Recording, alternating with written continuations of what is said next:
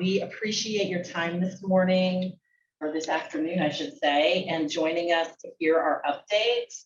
My name is Elizabeth Casper. For those of you who I don't know, I'm the Deputy Commissioner for Federal Programs here at the Department of Early Care and Learning. And I oversee the Child Care and Parent Services, or CAPS program.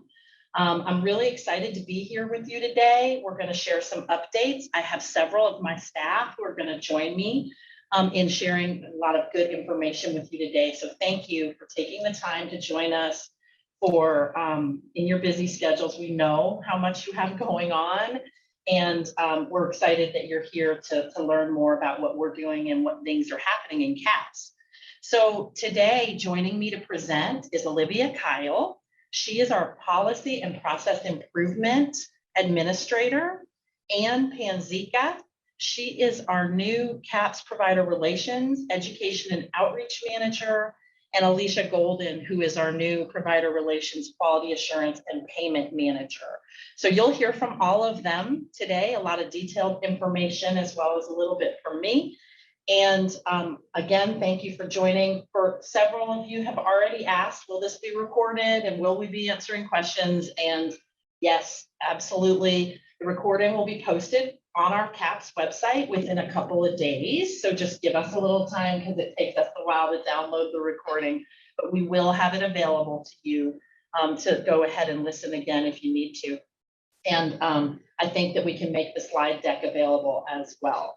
So without further ado, what we're here to talk about today is both some policy changes that went into effect this past July 1st. And those included some changes to access that you would have received a letter about, and that we're reinstating the family fee effective in October of this year, but that access is extended through September of 2024. And so you're going to hear more details about that. We also announced that there would be a provider rate increase similar to the one that we did last October, this coming January 2024. And you're going to hear more about that, as well as some other policy changes. Then after that, Ann is going to talk with you about our new provider relations functional area and what that includes. And then Alicia is going to talk with you a little bit about our new CAPS payment system and provider management system that we're building and what some of that transition might look like for you.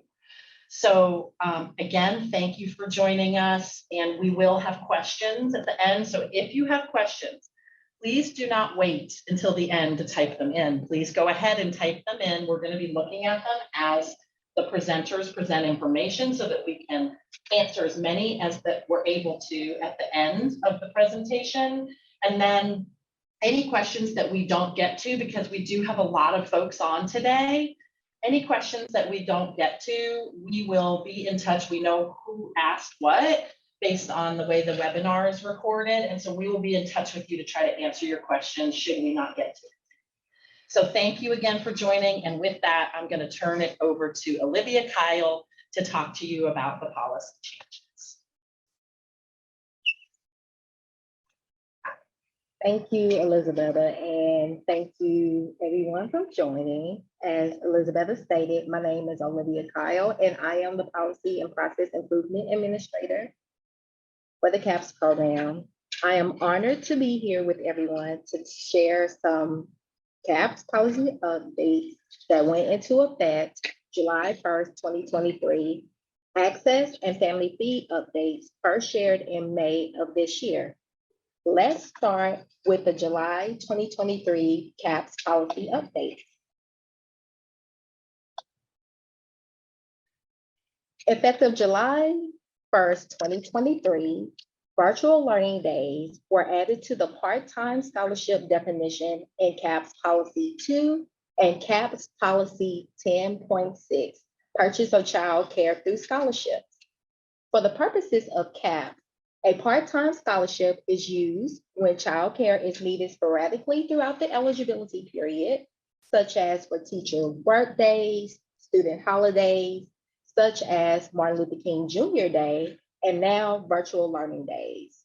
Additionally, part-time scholarships can be standalone or part of a variable schedule scholarship or VSS that includes a combination of before and after school, full-time, and part-time scholarships. So what do I mean about virtual learning days? I'll talk about that more on the next slide.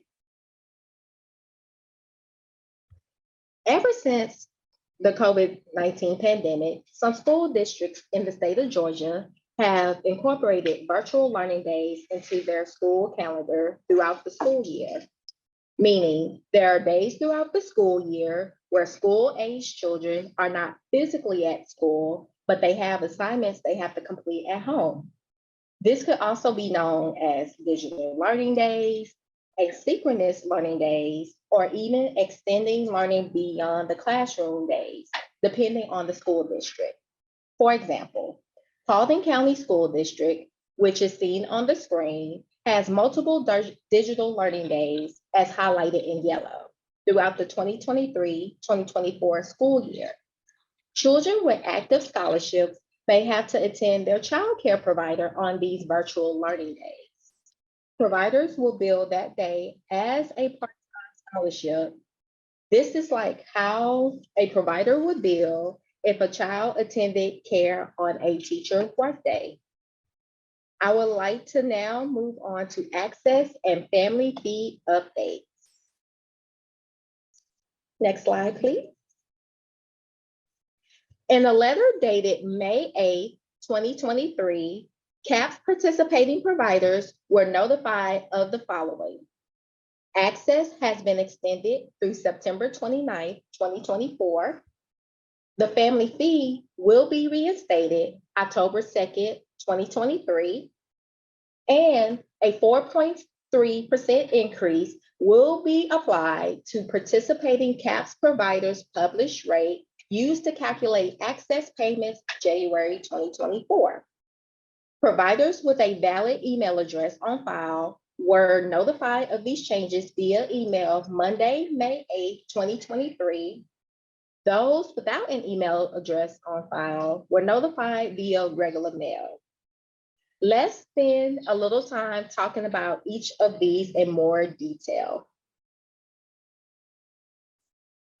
First, access or awarding child care education scholarship supplement, which initially began over 2 years ago in May 2021 to temporarily support CAPS families in paying for childcare, has been extended through September 29, 2024.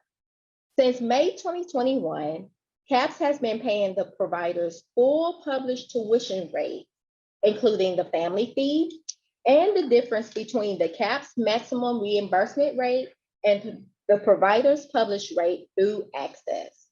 This will continue through Sunday, October 1st, 2023.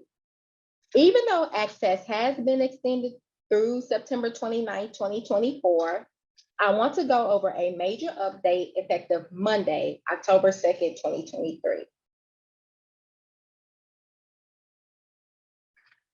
Next, CAPS families will resume paying the family fee Monday, October 2nd, 2023. So one may have questions regarding the family fee, and I wanted to address the why, the what, and the how. First, why is the family fee being reinstated? Due to federal funding requirements and to help families enrolled in CAPS gradually return to pay a portion of their child care costs. What will families be required to pay? The family will pay the family fee. 3, how will families know their family fee? The family fee is listed on their active CAPS scholarship. With the reinstatement of the family fee effective October 2nd, 2023, one may be wondering how much to collect from families. That's a great question. Let's address that on the next slide.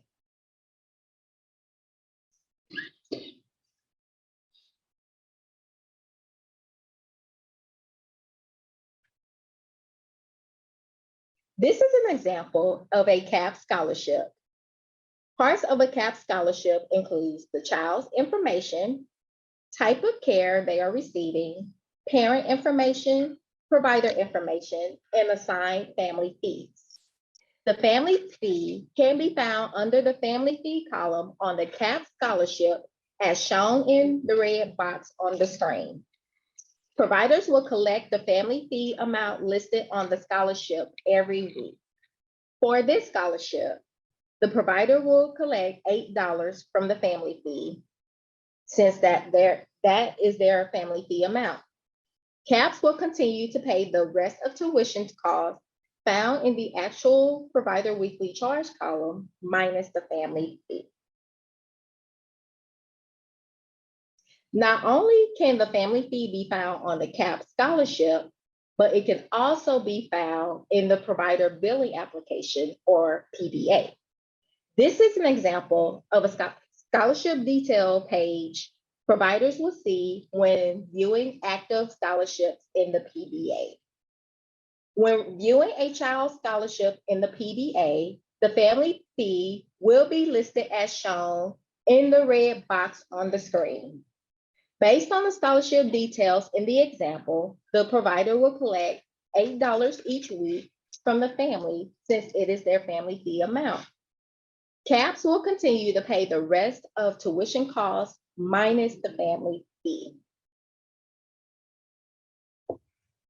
Now that I showed what providers will collect from the families and where providers can find that information on the scholarship and the provider billing application, I will now explain what CAPS and DECAL will continue to pay. CAPS will pay the provider's published rate minus the family fee. DECAL will continue paying the difference between the CAPS rate and the provider's published rate. For example, a provider's published rate is $225 and the family fee is $25.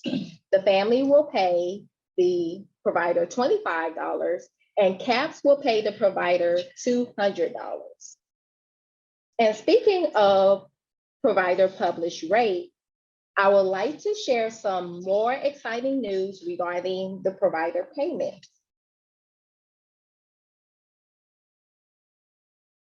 We are excited to share that in January 2024, a 4.3 increase will be applied to participating CAPS providers' published rate used to calculate access payments. This rate increase equates to the same annualized percentages used in the previous rate increase providers received in October 2022. That is exciting news, everyone.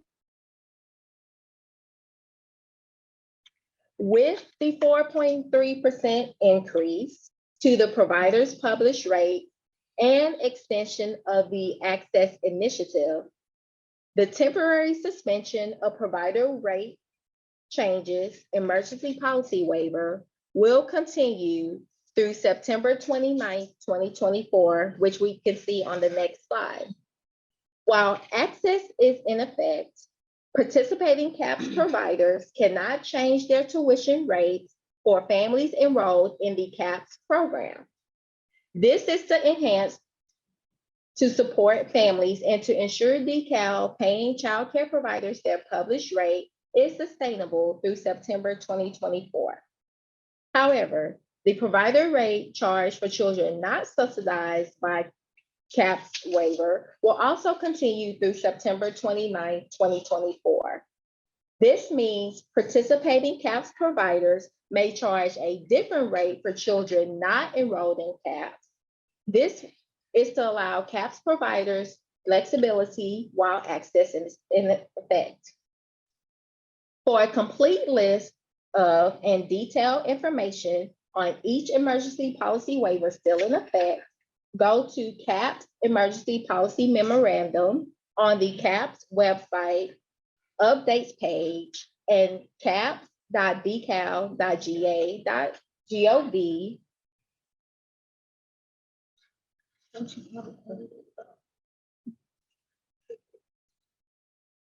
Yes. and complete policy updates. So if you can click on this slide, we can see more information. Thank you.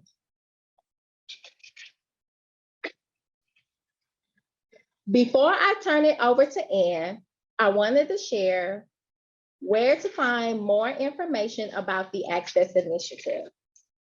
To find more information about Access, including a list of frequently asked questions, visit caps.decal.ga.gov/en/access. Thank you for your time. Have a wonderful day, and I am going to now turn it over to Ann.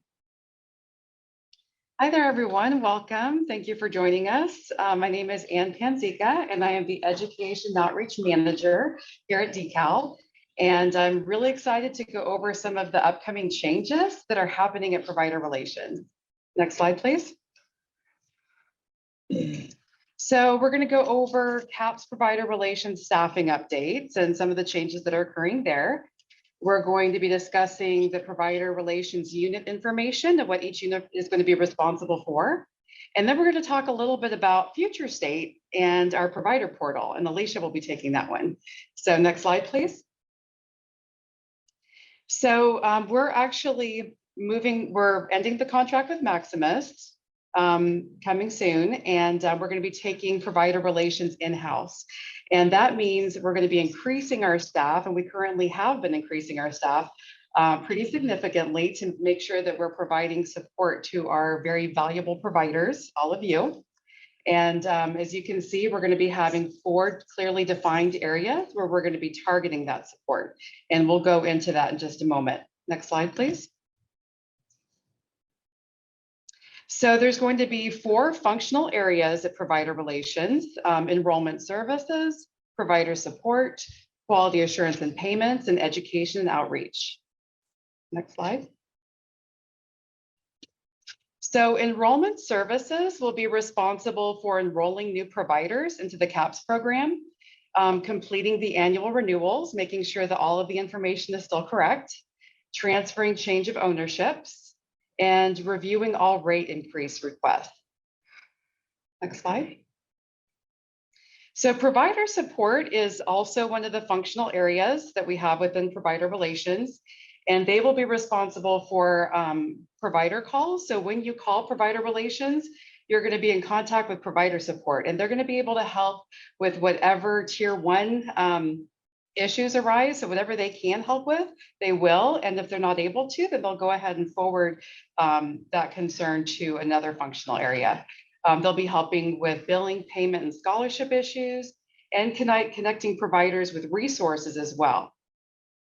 Next slide. So quality assurance and payments will be receiving and reviewing provider invoices for payments, making sure that those payments are timely, and overseeing and completing quality assurance processes to make sure that everything's accurate. Next slide. And education outreach is something I really can't speak on, so that's my functional area. We'll be conducting outreach to providers to promote CAPS participation. So we'll be outreaching to newly licensed providers and providers who are licensed but not currently in the CAPS program, and letting them know more about the CAPS program so that they can enroll. We'll be facilitating provider orientations and having ongoing trainings, so trainings that meet providers' needs. So if providers are communicating to us that they need a particular training, we want to provide that or be able to locate that training for them. Also offering technical assistance to enhance provider success. So if a provider is needing support, maybe with our new system or another issue, we want to be able to help by providing that individualized support. And also we'll be developing resource material for providers. Next slide.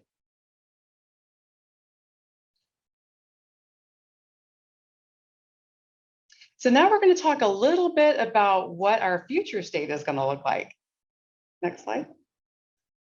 So our vision is for the CAPS experience for childcare providers to be optimized by coordinating the services of DECAL programs, innovating our systems, and providing unparalleled customer support. Next slide. And our mission is to support provider participation in the CAPS program to help families access high-quality childcare and reach their educational and career goals. And now I'm going to go ahead and hand the rest of our presentation over to Alicia. Thank you, Ann. Good afternoon, everyone. Again, my name is Alicia Golden. I'm the Quality Assurance and Payments Manager here at DeKalb for the CAPS program. I'm excited today to present this information to you. I know that providers have received a little bit of information as it relates to new changes that CAPS has coming up for providers, and I'm really excited to share some of that with you today. One is, in addition to building a whole new provider relations unit, as Ann just covered, and adding additional staff, we're also in the process of a new system build. And we're currently working with a vendor called MTX to create a provider portal that will be used internally by DeKalb staff as well as for the providers. We'll go to the next slide. Thank you. So not only are we building this system to be so providers can bill within the system, but we're also adding additional features that will be automated, that will include enrollment, your renewals.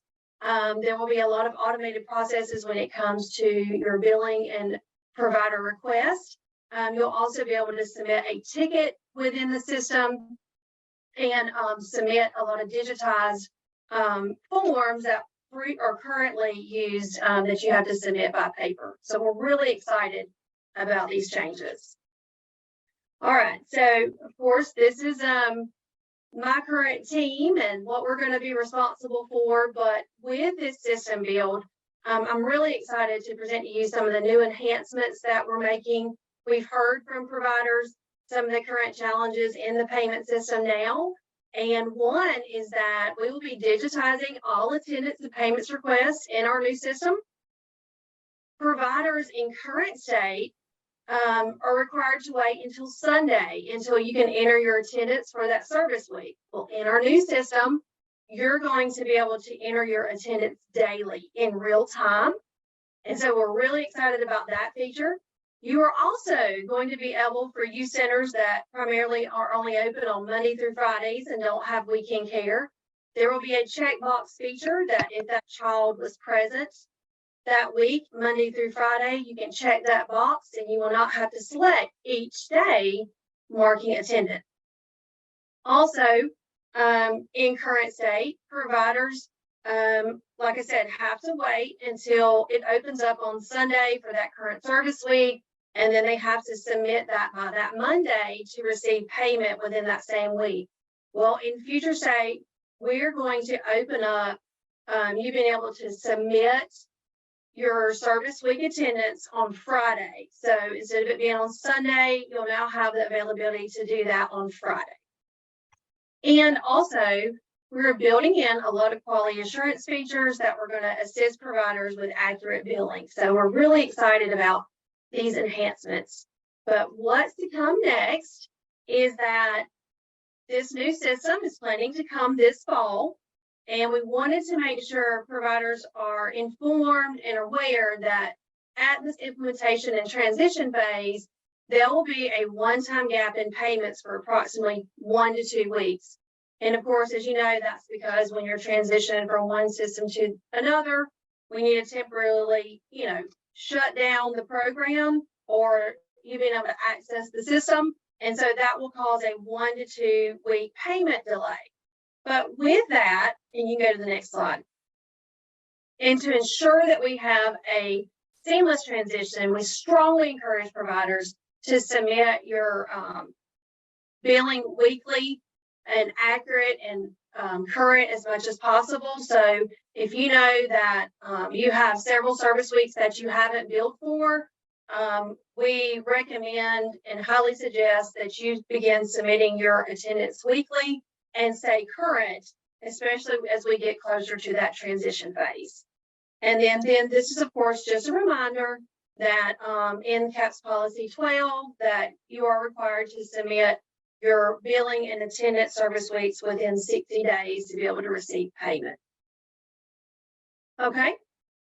And again, as we mentioned, there are a lot of new automations that are coming. We realize that providers now send in a lot of emails or attached documents, and we're really excited about some of the enhancements we've made to the enrollment process, digitizing a lot of forms that will be within the system. Also, provider visibility. You're going to be able to see a lot more information, any documents that you upload, any information that you request, or if you submit a payment adjustment request, you're actually going to be able to see those, see the status of those. And so we're really excited about these enhancements. We feel like that it's going to improve the provider's overall experience, as well as, just decrease payment issues and, increase accessibility for the provider.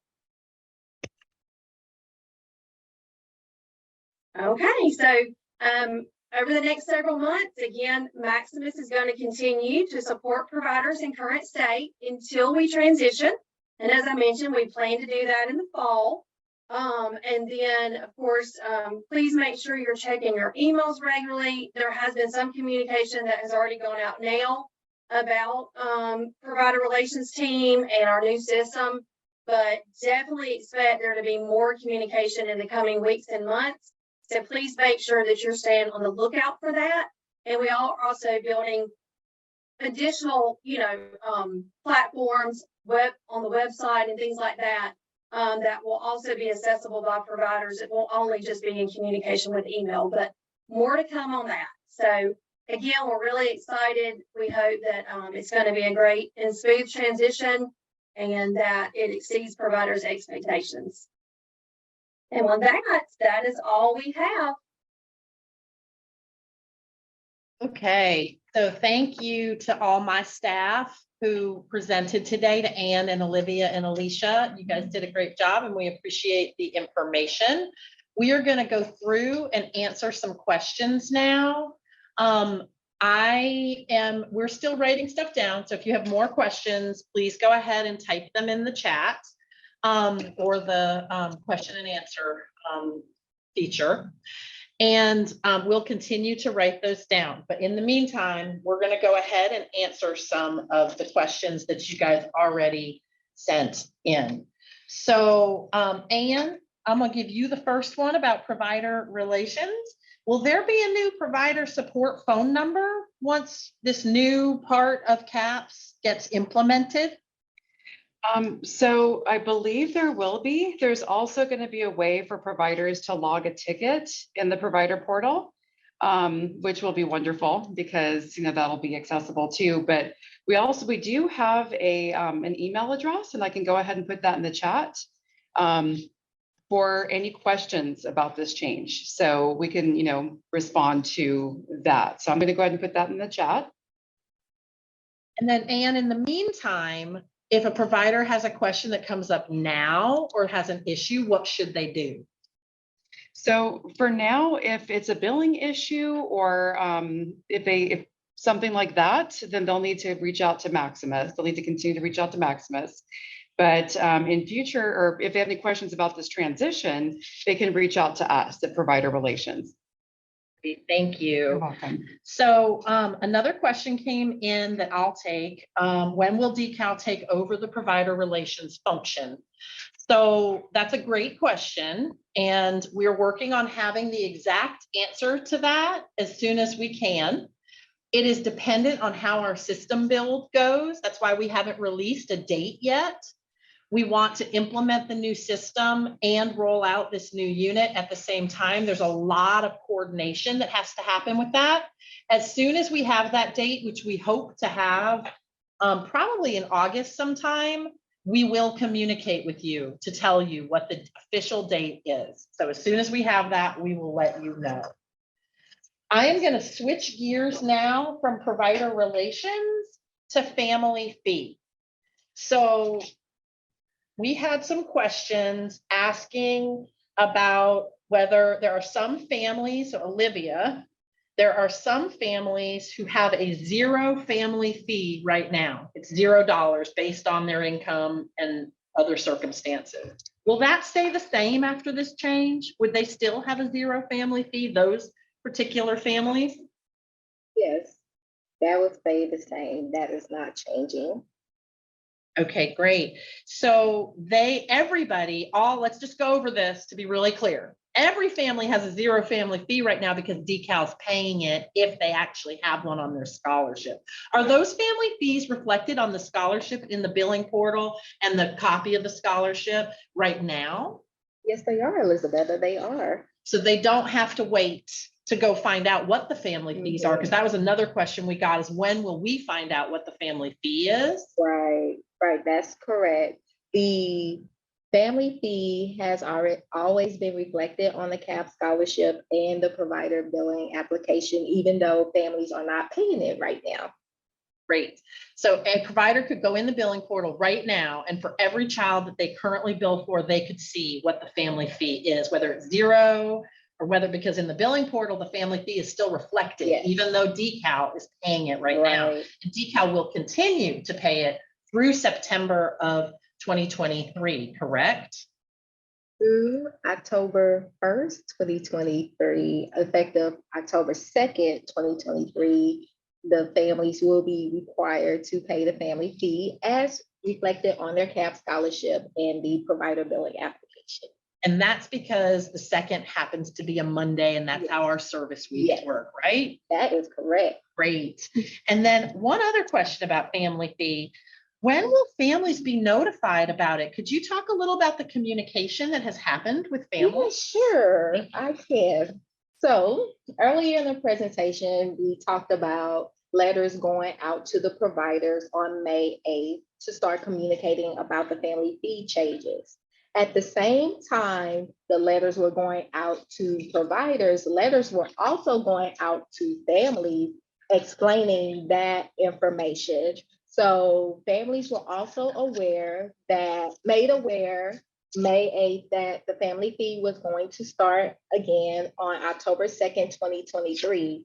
In addition, our wonderful CAP staff, as they've been talking to families and communicating with families in other ways, they have also started explaining to families that effective October 2nd, 2023, they will have to start paying their family fee again as reflected on their CAP scholarship.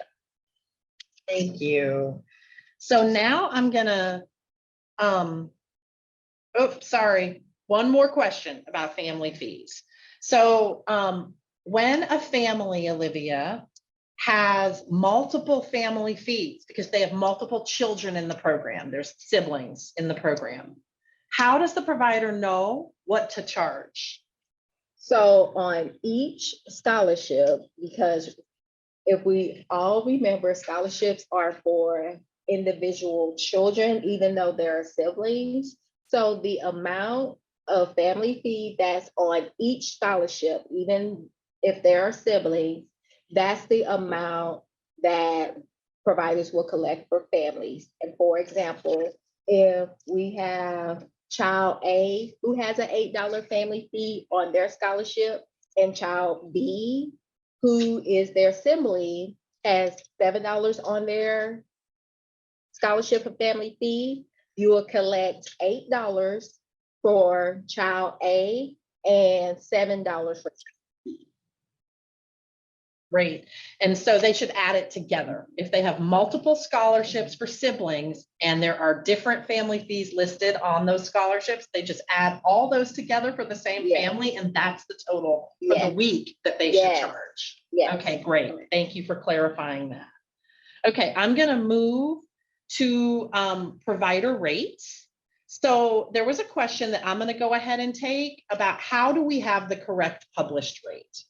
So back when we first initiated Stable, or if you're a program who started in CAPS after Stable started, when you first enrolled in the program, we got your published rates. You inputted what your published rates were back in, this is, I want to say, May of 2021. After we got those rates, we went through a whole process where there were some questions. We had a whole unit who contacted people to clarify, and we did the best that we could. We realized there were some hiccups with this process, but we did the best we could to make sure we had your published rate. Once we had it, we locked it down. And you might wonder, well, why? Why did you lock it down? We had to lock it down to make sure we had enough money to keep paying you your full published rate.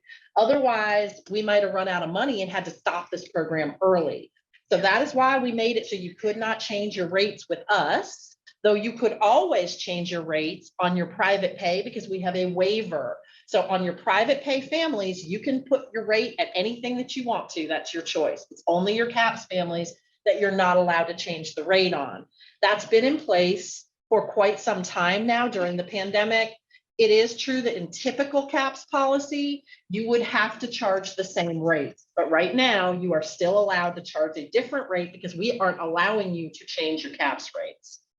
So that is how we knew what your rates were. Then we applied a rate increase in October of 2022, and that was 7.87%. It was annualized in order to, we looked at inflation, we looked at all various different factors that have happened to try to make it fair for you and what a typical rate increase would be. And we applied that rate increase in October of 2022, or October of 2022. Then we are now applying this 4.3%. So that was 7.87% because it was for more than 12 months. That's why you got paid a higher rate at that time. Now we are applying a 4.3% increase to every active childcare provider's rate in January of 2024. Once we have an exact date, we'll let you know. We're still working on that, but we will apply that rate increase without you having to do anything. It will be automated in our system. So we will let you know more once we have that, but you can rely on that that's a decision that's been made and that you will be receiving a rate increase that will take you through the rest of Access that ends where we pay your full published rate in through September of 2024. Okay, so that's provider rates. I'm going to take a couple more about provider rates. So another question was, what date were provider rates frozen? I think I just answered that, May of 2021. Or if you enrolled in CAPS after that, then whatever date you enrolled in CAPS. We have another question that's more about billing than rates. Will COVID billing option remain on the CAPS billing portal? As of now, yes, it's still part of our emergency policy waivers. We will be continuously looking at that. Right now, there are no plans to stop you being able to bill us based on enrollment versus attendance. And so that is still going to continue for now. And once we have a final date on that, we'll let you know. Will we get extra pay? And I think what this person was referring to is our tiered reimbursement for quality rated based on the star rating. Will we continue to get that? The increase in tier, so there's two things. One, you get an increase in your payment if you are either in a probationary or provisional status with quality rated, or if you are 1, 2, or 3 star quality rated, and it's different amounts depending on which of those things you are. Yes, you will continue to get tier and our increase. We also, using ARPA money, increased the amount of tier. And so that increased amount, that higher amount, as long as we still have the ARPA money, which we have planned for through, again, September of 2024, you will continue to receive the higher percentages, and probationary and provisional will continue to receive a percentage. Okay, I'm gonna move to some questions in another area. So some of these questions are about, they're sort of other questions, right? That don't really fit into the categories of what we talked about, but just to make sure we're kind of hitting from all the different areas of the questions, I'm gonna go ahead and hit a few of these. There's some people who asked about questions about needing help with their annual renewal. You can reach out to Maximus if you need help. And if you are having any difficulty reaching somebody at Maximus, then you can certainly reach out to our provider relations team and they will help to connect you with who you need to be connected with in order to complete your annual renewal and answer any questions that you may have about it. We are, as Ann told you, almost fully staffed. And so we are able to help you in some ways. We don't have access to the system yet to be able to do the actual work for you. So we will connect you with who you need at Maximus right now if you're having trouble reaching them directly. Another question came in asking, are we still approving applications for families and who to contact about that? Absolutely, we are still approving every day. We add children. We, in typical times when we're not in COVID, we typically serve roughly 50,000 children in CAPS. Right now, we are serving over 70,000 children. So that's part of that CAPS expansion that you guys have heard about. So yes, we are continuing to add children, and it's of course a fluid number that we have. Another question came in asking whether CAPS will change income levels based on inflation and other expenses that families are experiencing.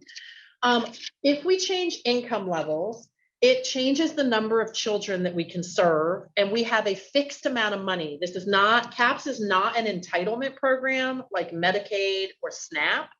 So that means that we only have whatever amount of money we have, and we can serve with what we're able to serve with that amount. So if we just increased our income levels and let more people than we could handle into the program, we would end up having to terminate families, and we don't want to do that. We want to make sure that anyone who's eligible can stay in the program as long as they remain eligible.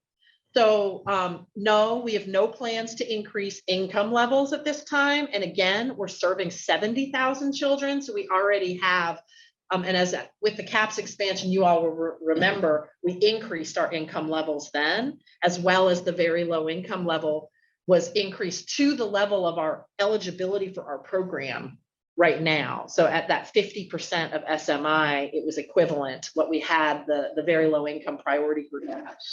So that there's no plans to change income levels at this time. Another question that's again sort of about something else, but is related to what we're talking about. Why does it take so long for children to show up in the portal? So maybe a family tells you they've been approved for their scholarship, but you don't see them showing up in your billing invoice until sometime later.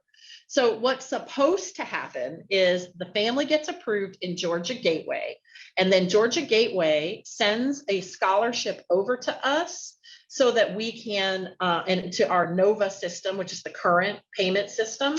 And then you would, after another, I think 24 hours, each thing takes about 24 hours, you would be able to see it in the billing portal. So in a perfect world, within 48 hours, you can see your scholarships and see new children.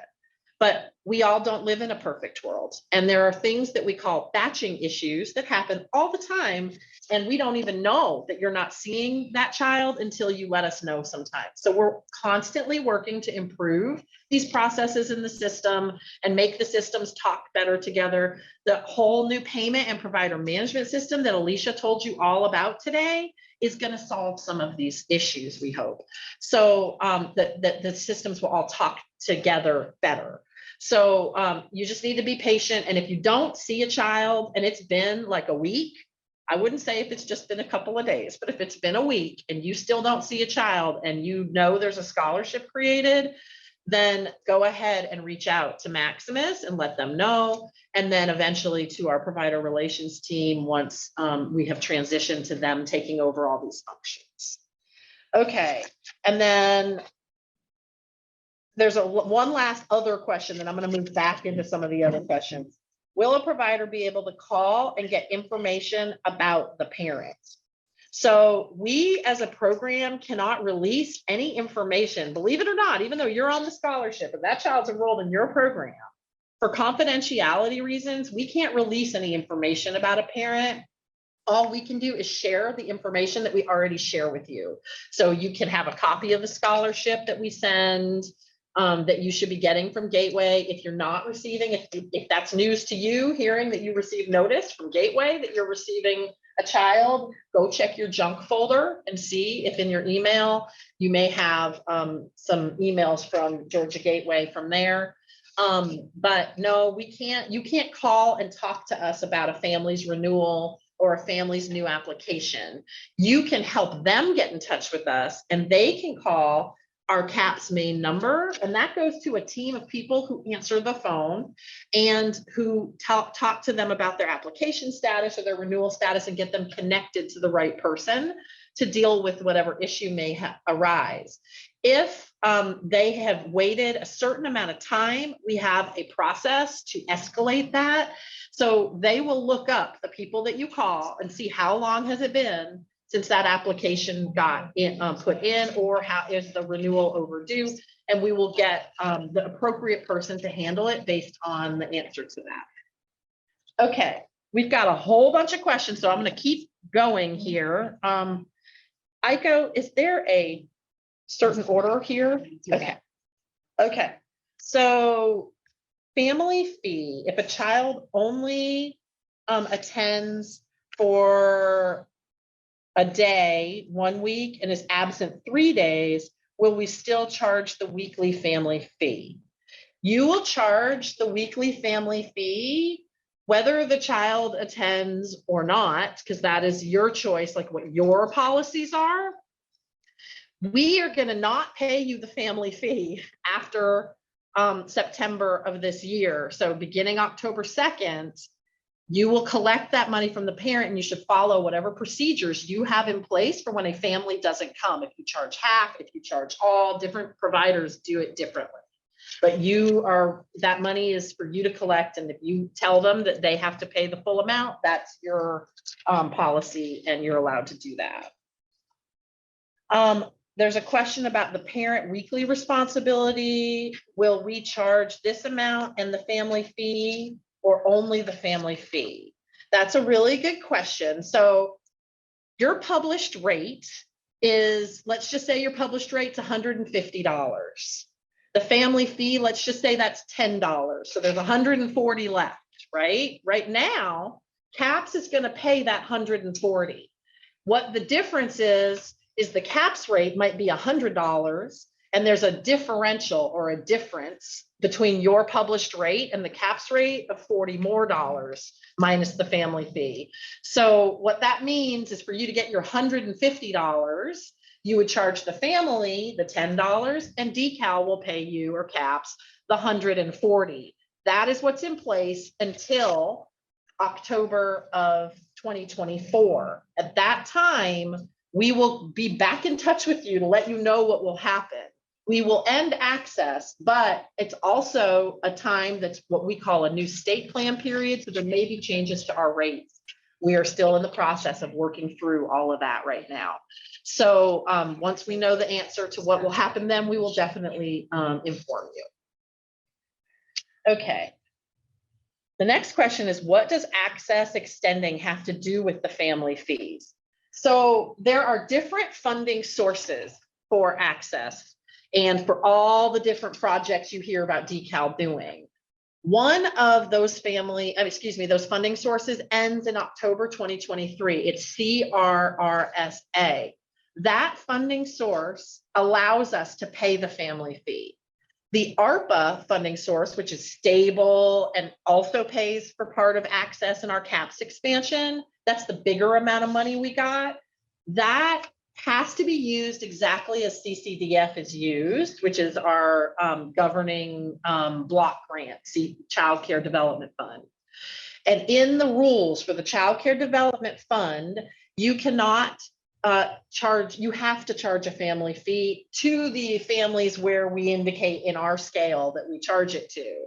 So we're not allowed to cover the family fee with those funds. That's what the funding requirement piece is. In addition to that, we are very concerned about the cliff effect that families will experience when they go from paying nothing to having to pay the difference in your tuition rate between the published rate and the CAPS rate and the family fee. So to try to offset that issue, we are going ahead and charging the family fee, or having you charge the family fee, starting this October. That way they get used to paying something, even though it's the smaller portion of what they have to pay. DeCal will still pay the larger portion. A family fee on average is $22 per child.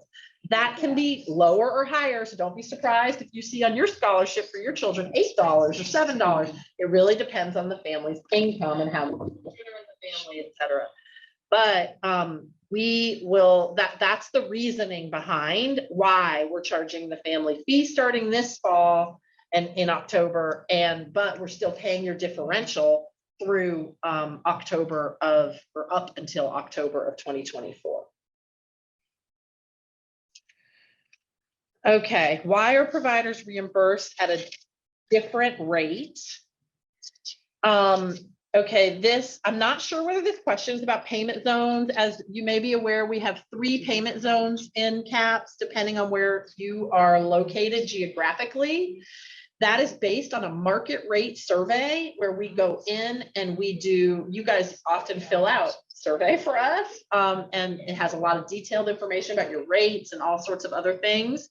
And then we have a company who does analysis for us on that and helps us to set our rates. But there are different payment zones because the market rate is different in those different payment zones. So payment zone 3 is the most rural areas.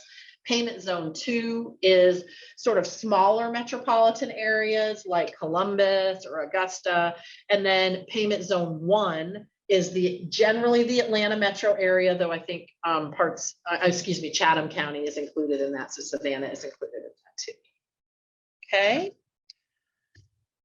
How do the tiers work on top of the regular rate? So as I mentioned, CAPS rates have 3 parts. Basically, what you're getting paid right now, your published rate has 3 parts. It has the CAPS rate, it has the differential, and it has the family fee.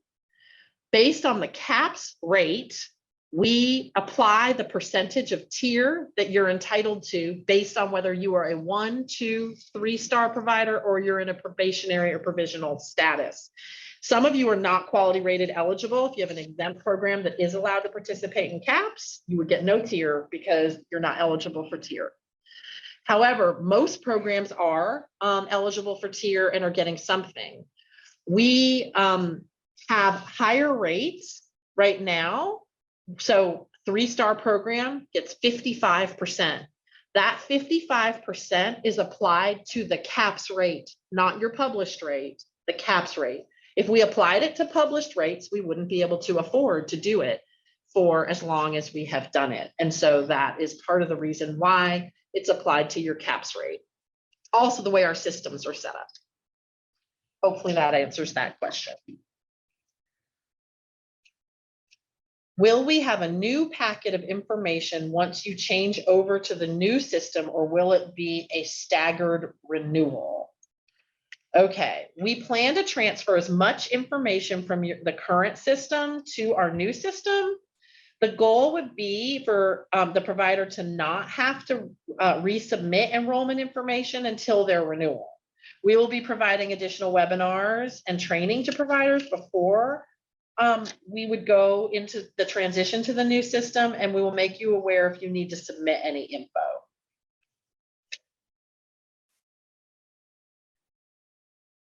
Okay, the next question.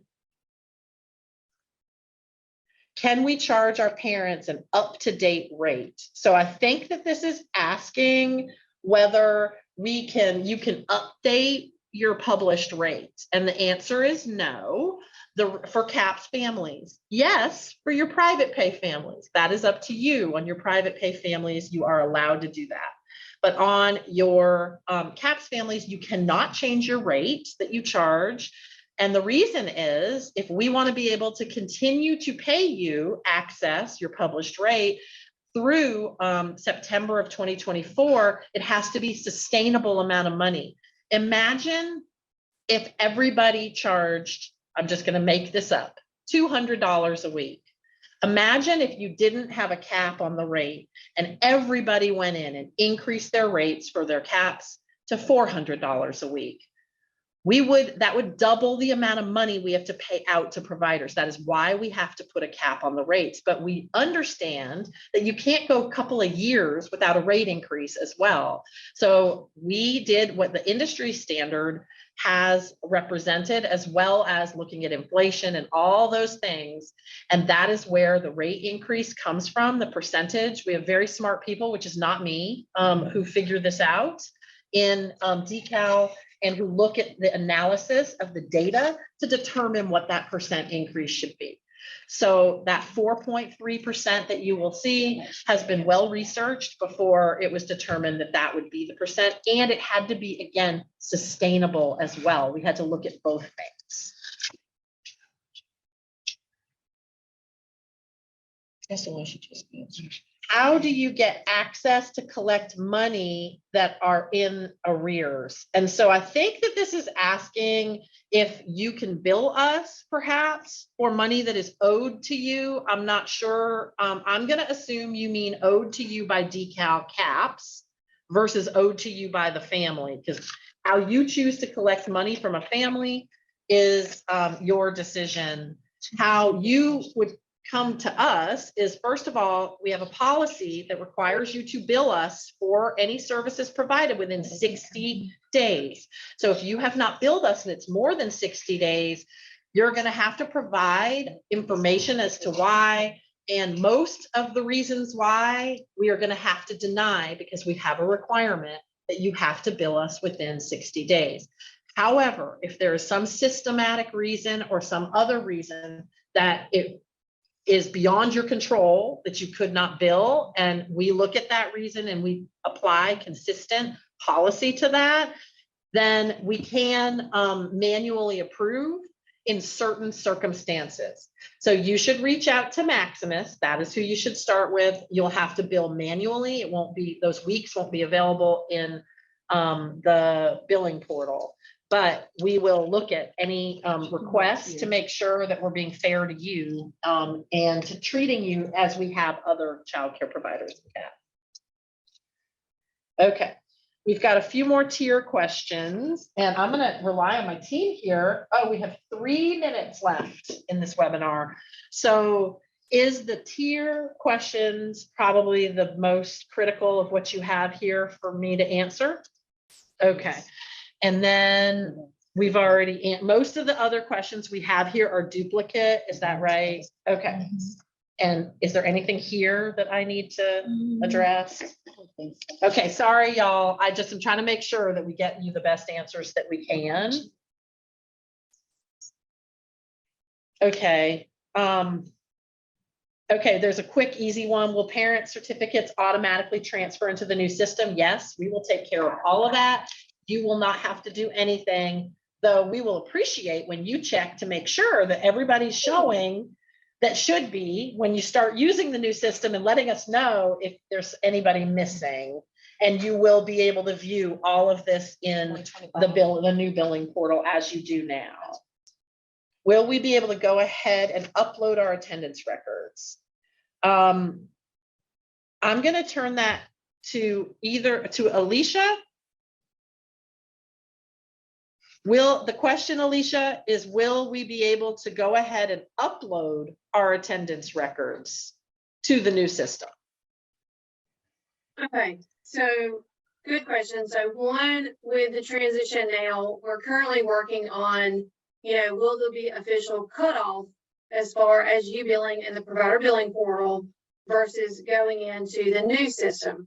And so that is why we stress today that we want to make sure you are billing in Maximus in the system as up to date as possible. It's going to reduce any payment delays, because you already know, as we've shared, there's going to be a potential 1 to 2 week payment delay. So if you are up to date as possible on Maximus, that when we go live in the fall in our new system, you really should be going forward with current weeks. Now, question being, if you haven't billed and you didn't bill, before Maximus, the provider billing portal, went down, then you will be able to bill for those prior weeks in our new system. However, you will not have those weeks accessible to you if they're greater than 60 days. So that's where we're stressing that you want to make sure that you're up to date as possible. But if any unforeseen circumstance happens that you can't get those in by the cutoff with Maximus in our transition, then prior service weeks that you haven't already billed for will be available in our new system. Thank you, Alicia. So with that, it is 1:30 and I want to respect your time. And so I'm going to go ahead and close out this webinar. If your question was not answered, have no fear. We have a record of every question that was asked and who asked it. And we will be definitely using it to create an FAQ, as well as getting back to individuals about what the answers to their questions were if they were not answered during this webinar. So we appreciate your time. Again, we know how busy you are. Thank you so much for joining us. There will be a copy of this presentation and recording of this webinar posted on our website for you to view later. Give us a couple of days. We generally need a couple of days to get it onto the website. But thank you again. We look forward to more updates. You can look forward to many more updates from us with regard to both family fee, because we know that this is going to be confusing for families, as well as a whole bunch of communication about provider relations and those changes in the system. I hope that you will be sick of hearing from us, but be very well informed. That is our goal, is for everybody to know exactly what's happening. So thank you again, and we'll appreciate your time, and we will look forward to talking to you the next time. Have a great day.